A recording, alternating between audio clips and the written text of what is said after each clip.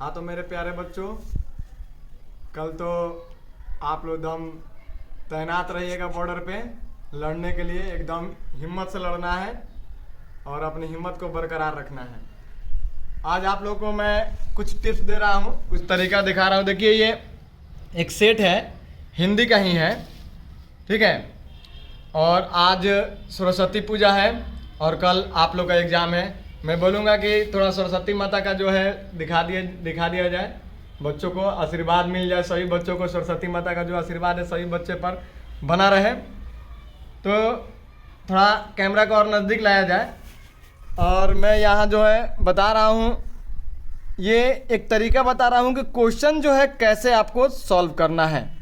आप अगर चाहते हैं कि एग्ज़ाम में 90+ हिंदी में आए तो उसके लिए आपको सबसे पहले जो क्वेश्चन में देखिए ये ज़रूरी है, ये सब चीज़ें पढ़ना ज़रूरी है कि कुल प्रश्नों की संख्या कितनी है, उसके बाद से टाइमिंग क्या है, और टाइमिंग के साथ साथ ये जो परीक्षार्थियों के लिए निर्देश है ये सबसे बड़ा ज़रूरी चीज़ है। इसको आपको इसको पढ़ना है और इसको पढ़ के उसके बाद से आपको आना है अपने वस्तुनिष्ठ प्रश्नों पे, यानी कि ऑब्जेक्टिव क्वेश्चन पे, ठीक है। ये ऑब्जेक्टिव क्वेश्चन आपको एकदम 50-100 है और 100 में 50 आपको ऑब्जेक्टिव क्वेश्चन करना है। ऑब्जेक्टिव क्वेश्चन आपको कर लेना है। हो सकता है कि यहाँ पे जो OMR सीट आपको दिख रहा हो ऐसा OMR सीट ना हो, लेकिन जो भी OMR सीट का तरीका हो आपको उसमें अपना रोल नंबर, रोल कोड, जैसे देखिए यहाँ पर परीक्षार्थी का पूरा नाम, रोल कोड, विषय कोड, रोल नंबर, पाली यानी कि सीटिंग, यानी कि अगर आप फर्स्ट सीटिंग में एग्जाम दे रहे हैं तो यहाँ पर आपको फर्स्ट सीटिंग भरना है। सेकेंड सीटिंग में दे रहे हैं तो सेकेंड सीटिंग में भरना है। टोटल जो ये जितना इसमें भरना है ये सभी टोटल चीज़ आपको एडमिट कार्ड पर दिया है। और ये 2 चीज़ एक्स्ट्रा जो देख रहे हैं बॉक्स बना है, तो इस बॉक्स में जो है आपको क्या भरना है, आपको जो क्वेश्चन जो है क्वेश्चन पेपर जो है उसका जो सेट मिलेगा। जैसे यहाँ पर आपके सामने एक सेट जो दिया है, question booklet set code A दिया है, तो आपको क्या करना है, यहाँ पर A भरना है और सेट A के सामने यहाँ पर आपको कलर करना है, ठीक है। उसके बाद से आप आइएगा तो यहाँ पर हस्ताक्षर अपना जरूर कीजिएगा, परीक्षार्थी का पूर्ण हस्ताक्षर, यानी कि फुल सिग्नेचर ऑफ एग्जामिन, यानी कि आप अपना हस्ताक्षर कीजिएगा। इसके सिवा और 2 बॉक्स जो आपके सामने हैं यहाँ आपको कुछ नहीं करना है, ये सब वहाँ जो रहेंगे टीचर वो करेंगे, लेकिन आपको परीक्षार्थी का पूर्ण हस्ताक्षर जो है ये आपको करना है। उसके बाद से प्रश्नों को पढ़ना है, इत्मीनान से बढ़िया से पढ़ना है। और जो प्रश्न आपको आ रहा है पहले उसको क्या करना है, नंबर वाइज जो नंबर वाला प्रश्न आपको आ रहा है उसको आपको कलरिंग करते चलना है, OMR में आपको भरते चलना है। और इस तरह से आपको टोटल जो है 100 प्रश्न रहेगा ऑब्जेक्टिव में, और इसमें से टोटल 100 प्रश्नों में से देख सकते हैं आपके अंत में लास्ट में 100 प्रश्न है। 100 प्रश्न में मात्र आपको 50 यानी कि 50 प्रश्न ऑब्जेक्टिव करना है। अब आते हैं थोड़ा, इसमें कुछ बच्चे जो है गलती करते हैं, जबकि ये आपके लिए बहुत ही बोनस पॉइंट है, बोनस नंबर है। देखिए ये 10 नंबर का होता है, ये है विषयनिष्ठ प्रश्न है और ये अपठित गद्यांश है। कह भी रहा है कि अपठित गद्यांश को ध्यानपूर्वक पढ़कर नीचे दिए गए प्रश्नों को उत्तर दीजिए। प्रत्येक प्रश्न 2 अंकों का है, यानी कि यहाँ पर प्रश्न देखेंगे 1 2 3 4 5 प्रश्न दिए हैं और ये पांचों प्रश्न 2-2 नंबर के हैं, यानी कि 10 नंबर के हैं। लेकिन एक चीज़ ध्यान देना है कि क्वेश्चन नंबर जो 1 है, क्वेश्चन नंबर 1 में हम देखेंगे कि यहाँ पर दिया है क और ख।